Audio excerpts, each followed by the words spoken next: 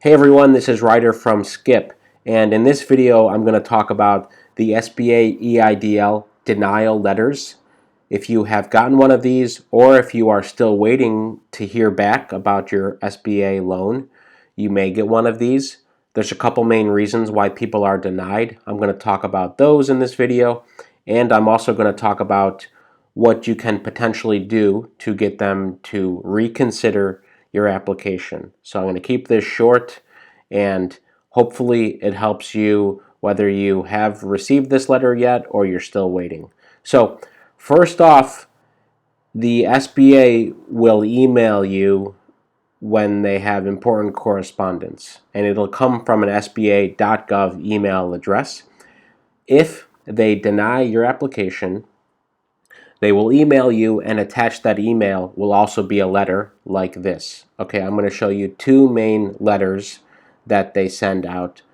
First is this template, and so they would basically have your name and company name here at the top. I've hidden, in this case, and your application number so you can match with your application number and your name. And either they can't verify your business information, so unverifiable information, or they cannot verify your credit history. Okay, this is the other one here, that you have an unsatisfactory credit history or a low credit score. Okay, these are the two main types of letters and reasons, and these are basically templates. There's a few key changes, so I'll talk about the credit history first. They will say, we evaluated your credit report and related information. Based on this information we obtained, we are regretfully unable to approve your application.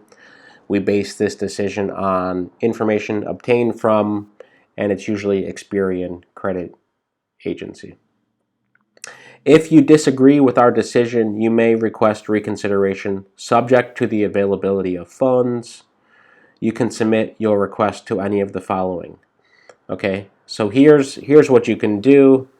You can mail your request to the address at the top of this letter. We don't recommend that. That's slow. You can fax it. We also don't recommend that.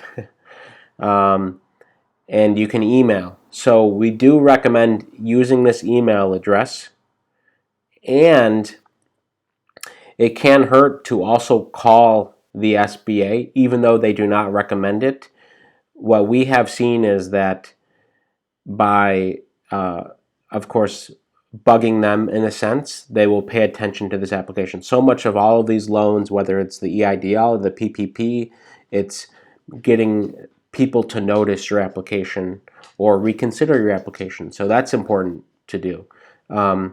There's a couple notes here that they say in the letter. Your request must, number one, be in writing and be received by this office as soon as possible, but no later than 6 months from the date of this letter, and contain all significant information that will overcome the decline withdrawal reason. So that's important to note as well.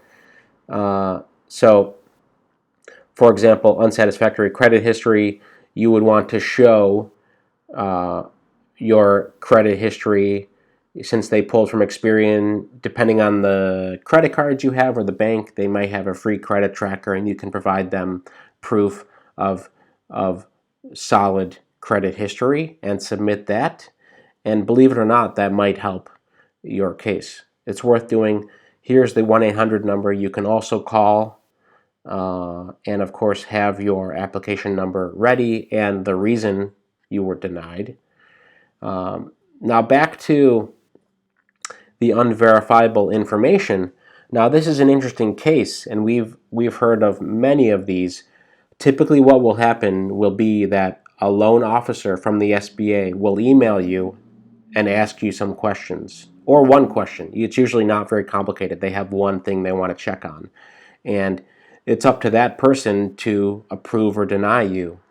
So two things you can do. One, maybe the information or your reply didn't make sense to that loan officer.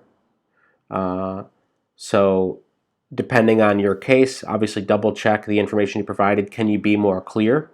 Can you can you provide more information, right? So they can basically verify that you're a legitimate business, you're the business owner, etc. Those are typically the things they look for.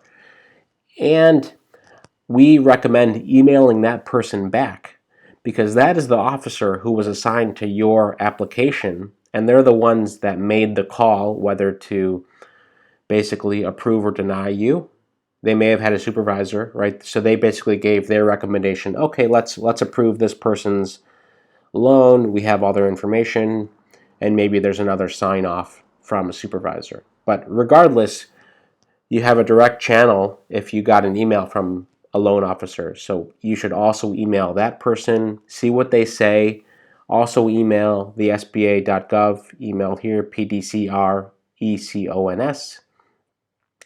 So PDC recons, as in reconsideration, at SBA.gov. So hopefully this helps. I hope you haven't received these, but if you do, don't stress too much. Just take some action and email and call, and you may get some good news at the end of the day.